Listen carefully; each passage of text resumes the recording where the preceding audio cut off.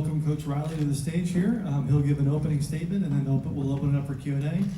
Just as another reminder, the microphone is there in the back. If you have a question, just walk up to the microphone, state your name and affiliation, and then please speak up so Coach can hear your question. Okay, Coach, go ahead. All right, thank you.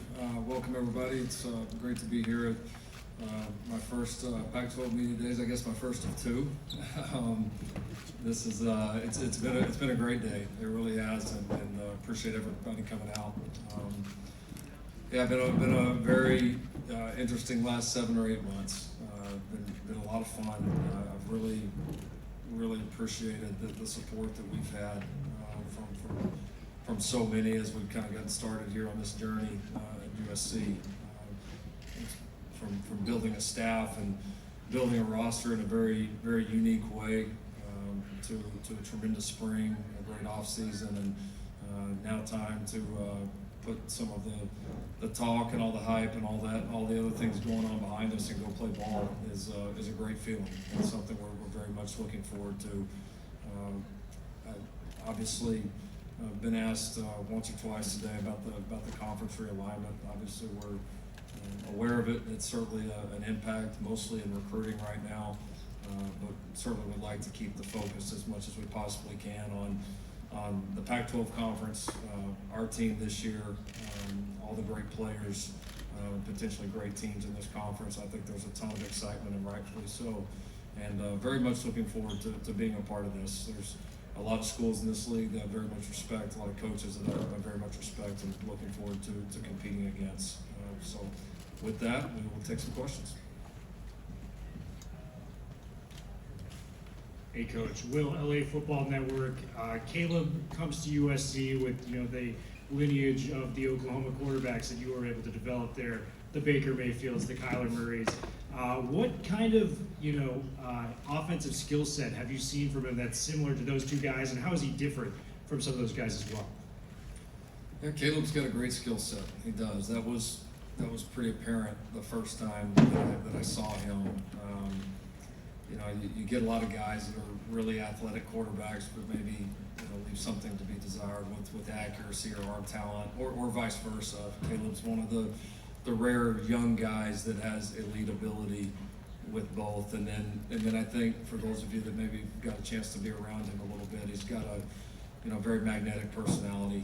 He's a guy that can get in any scenario, any room, and feel comfortable, get along with people, be very present, and has a great way with people. And so I think he got the makings of a potentially great leader and a really great player. And I think it's important for everybody to remember he's still young in his career. I mean, Caleb's played half of a college football season, and he played it at a major university under a lot of scrutiny, and played in some big games and some big moments, and that's going to certainly help him. And there's no question that he's ready for this moment and ready for this challenge. But there's still a lot of work to be done, and I think he's very aware of that. And I think you asked for a comparison with those other guys; they were all talented too. I think one of the reasons they kept improving was they stayed hungry, and they realized the areas that they had to get better and the work that it was going to take to actually make that improvement. And so it's something we've been able to talk a lot about, and he's responded well. And I think he's a much better player right now than at any point last season, as we would expect him to be. Awesome. And then on the defensive side of the ball, all the talk this offseason was a lot about the transfers coming in on the offensive side. You guys did get a big defensive transfer in Shane Lee. A lot of talent left on the other side of the football too. Notably Corey Foreman, a former 5-star, highly recruited player. How has the defense come along in the springtime since you've been at the helm? I think our defense has done extremely well. I have a lot of confidence in Alex Grinch. I got to sit there firsthand and watch the changes that he made when he came to Oklahoma in 2019, and there were just immediate, drastic improvements. And so he obviously did that in this conference when he went to Washington State for his first defensive coordinator job. So I've got a lot of confidence in the players we have there, the coaches that we have here, the scheme. I think all the makings to have an outstanding defense, and frankly, that's our expectation. That's you think about the great history of this place, and of course the highlights of Reggie Bush are going to run forever, and all the great quarterbacks and all that. But you can't forget all the great defensive players that have run through here. And when this team has been a national championship caliber team, it's been riding a tremendous defense, and that's where we expect to be. We expect to have a national championship caliber defense here at USC, and I believe we have the people to do that. Thank you, Coach. You're welcome. Hey, Coach, Jamal Madney, Los Angeles Football Network. 2 questions. Obviously, it's been guns blazing right out of the gate in terms of talent acquisition with the likes of Caleb and Mario and Travis Dye, Austin Jones, and it seems like SC's getting their pick of the litter from a skill position perspective. How are you seeing talent acquisition in the trenches, specifically in the offensive and defensive lines, and how do you feel about those 2 units in particular going into this year? Yeah, no, absolutely. Great question. Another thing that's certainly going to be a focus of ours going forward. It doesn't matter what level of football you're talking about, what league. When you're great up front, you're going to have a chance. And I think the first key for us in the trenches was making sure that we hired the right guys to coach them. Getting Josh Henson on the offensive line from Texas A&M, bringing in Sean Nua from Michigan and Roy Manning from Oklahoma, that was important to us because, yes, recruiting them, the talent acquisition is obviously important, but you got to develop them. How many great players do you see across the country, a great talented kid that goes into programs, you never hear about them again, or they don't really make the improvements that everybody expects. And so we wanted to bring in guys that could really develop first. I like the offensive line talent that was left over, that we did a little bit less work there. We brought in 1 transfer, we brought in 2, but we brought in 1 grad transfer, Bobby Haskins from Virginia, but really like where we're headed there. And obviously, continue to build that line for the future will be a priority for us. The defensive line, we were a little bit more aggressive, added a couple of big inside guys. We brought in Romello Height on the edge, Solomon Byrd on the edge, and so we were a little bit more aggressive there immediately in the portal to try to beef that up, to try to add a little bit more quality depth. And so, no, I think we have the makings of very good offensive and defensive line this year. I do. It's important. It's obviously going to continue to be important for us. And another thing I would say too is there's been a little bit of a notion of, well, there's not a lot of big offensive line or defensive line talent in the West. And I tell you, my 7 or 8 months here, I think that's completely false. I think a lot of tremendous talent. There's a lot of guys that we're recruiting on both sides of the ball in the West in the next several years that we would be recruiting no matter what university we were at in the country. So we've got to do a great job developing them, bringing the right ones in, and I think we do that, we'll be in good shape. And Coach, realignment aside, what's one thing that surprised you in these first 7 months about being the head football coach at USC? Hey, that's actually, I haven't been asked that one today. You did well.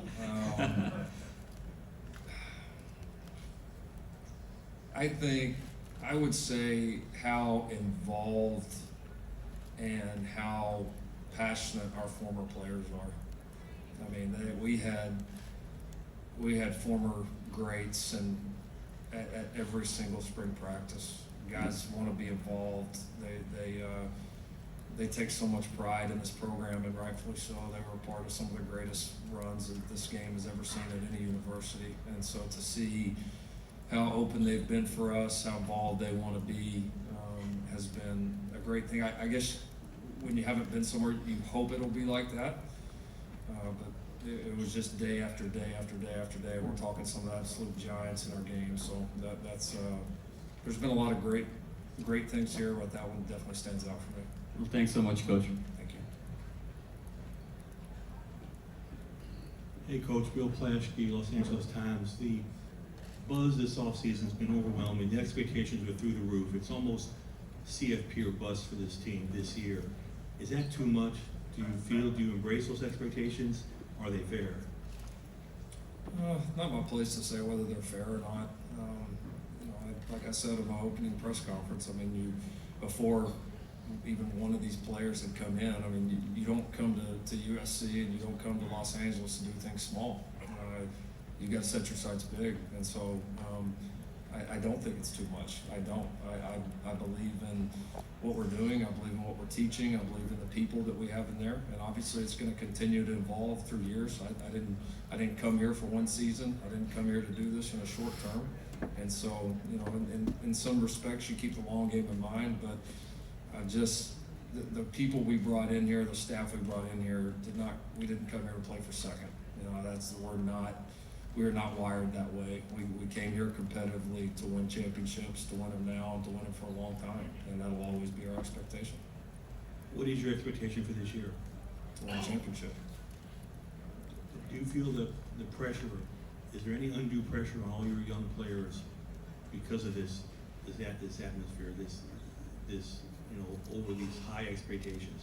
Are you concerned about the pressure on your team? Because I think, you know, I got asked that a lot, like when I became a head coach at a prominent university when I was 33 years old. And the reality is, if there's no pressure, then you probably don't have the same opportunities as others do. You've got to see the opportunity in it. The opportunity is, if you do it well, anything is possible. And this is one of those places. This is one of those programs. And frankly, this is one of those cities that if you do it well here, the sky's the absolute limit. I believe it's there for our football team. So we'll choose to focus on the opportunities and doing everything we can to take advantage of it. Last question. It seems like you're not going to get a honeymoon. Do you feel like you've already had your honeymoon? That the pressure's on you right away to win right away?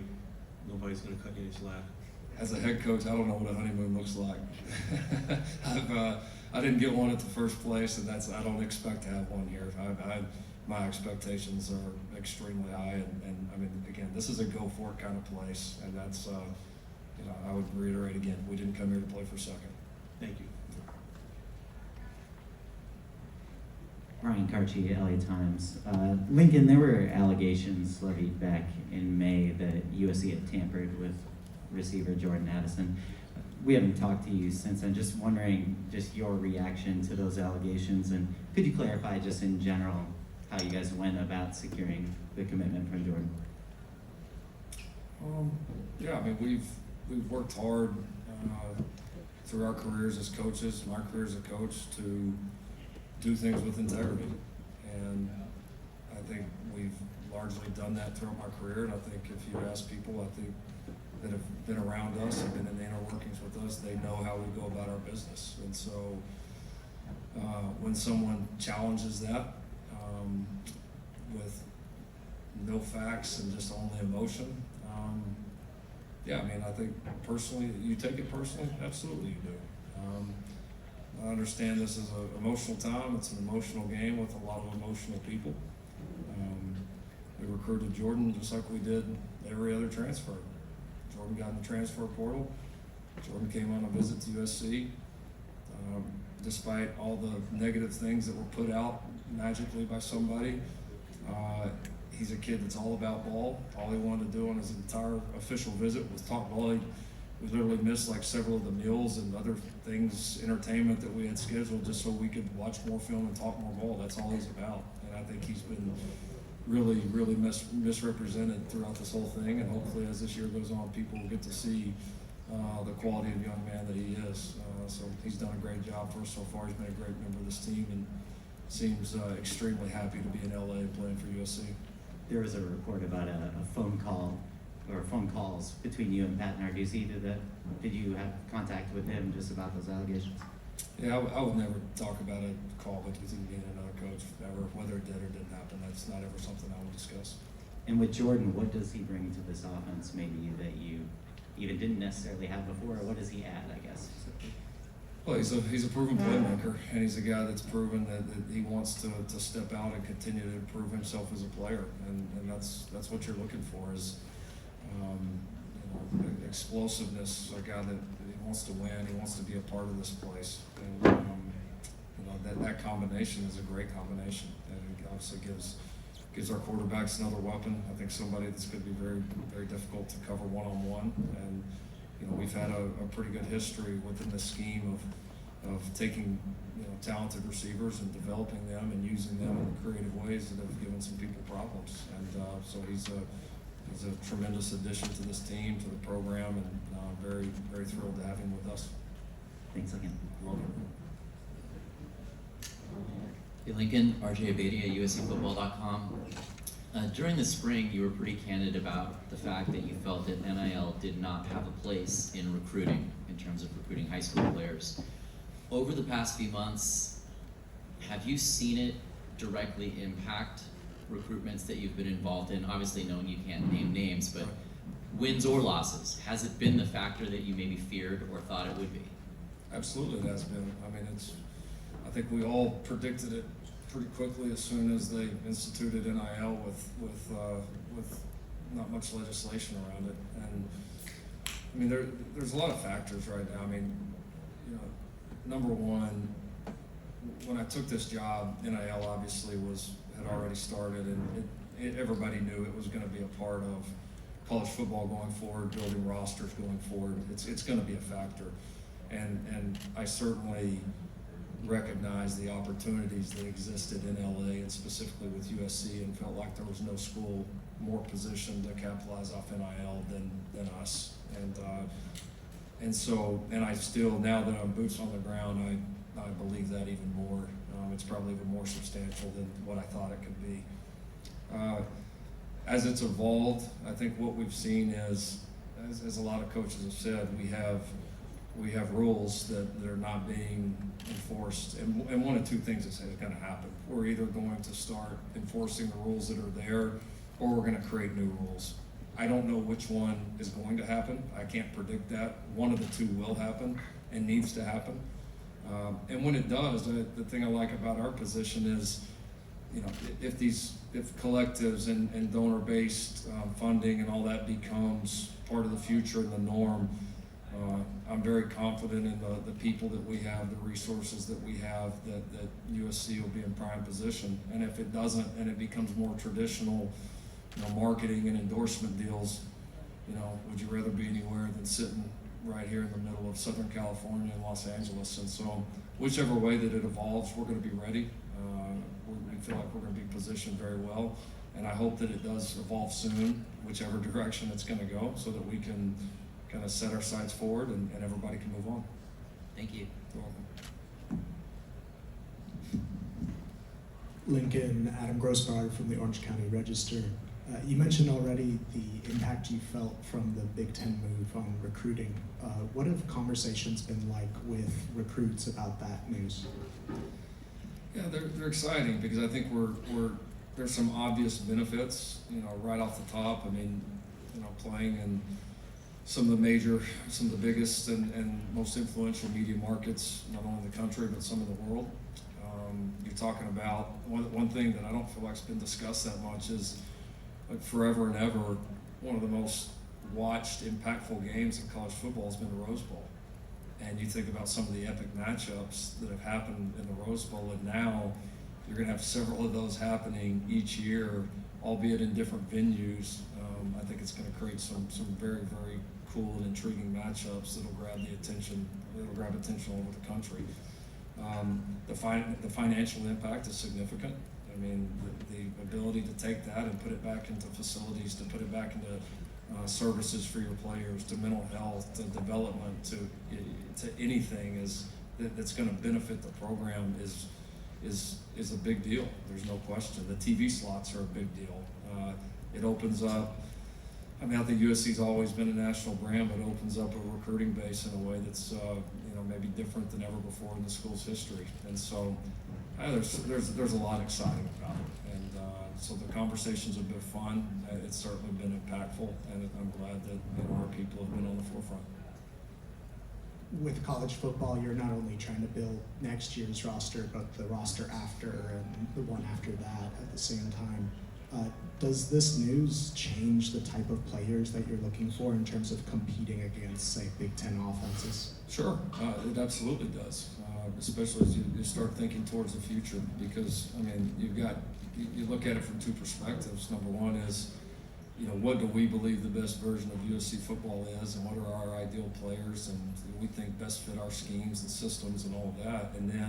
And also you look at it relative to the competition and the people that you're going to play year in and year out. So no, those are conversations that we've started having immediately, and I don't know that I want to lay out exactly our thoughts on it, but will it change? 100%. Thank you. You're welcome. Coach, good to see you. Greg Moore, Arizona Republic, USA Today Network, based in Phoenix.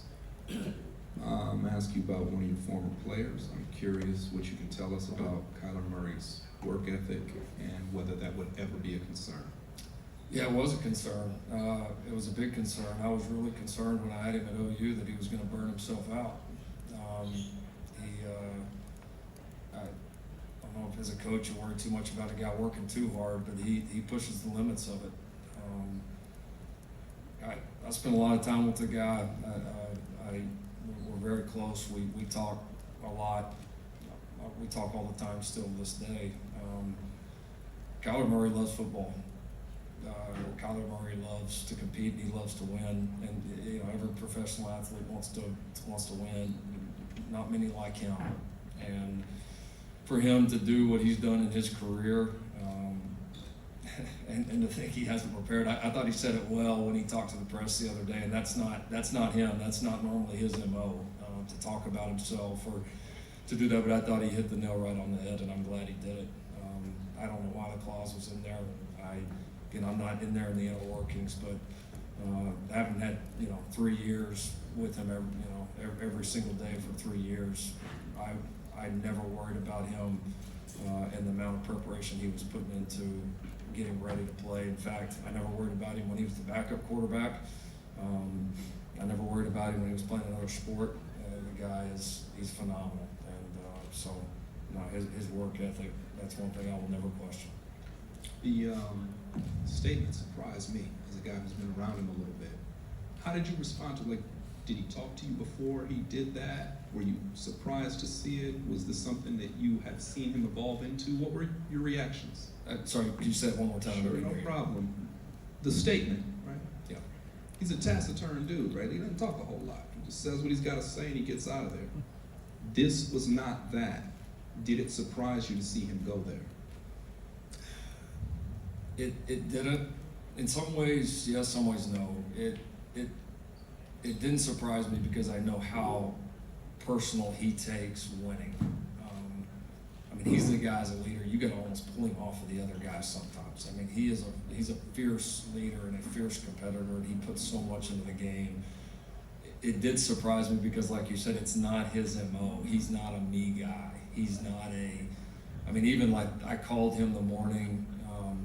I was driving. I FaceTimed him the day he signed his contract, and he doesn't even want to talk about all he wants to talk about is the team next year and how they're going to win, and he's all ball, and that really he has a singular focus, and so for him to go do that, it was something that really bothered me. But I'm glad he did it. I thought it showed guts. I thought it showed maturity, and I'm glad he fired back. He had every right to do so.